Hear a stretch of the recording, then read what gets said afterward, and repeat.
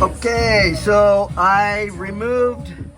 Okay, what I don't should say I removed, but this is the sway bar, and I dismounted it from the body right here. You can see the body and also the linkage. Well, where's the linkage at? Anyway, the linkage. So it's right here and right here. So I just took that link out.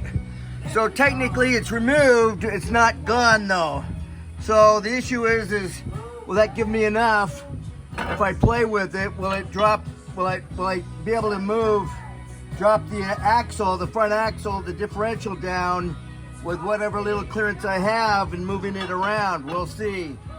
Anyway, the thing I wanted to get is I wanted to get this on video of how the screws go on this thing, because once you take it apart, you want to be able to put it back together the way it was taken apart.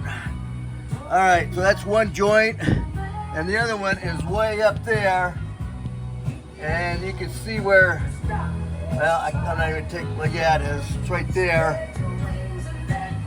And so, I don't know if I can even get to that. I gotta see. Oh, shaky. Anyway, that's another one. And then this one here is gonna be pretty easy to drop. And let's see here.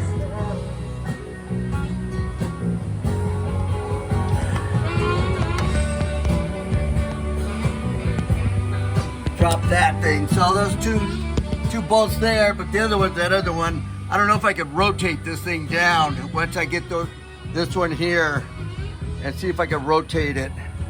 Anyway, we'll see.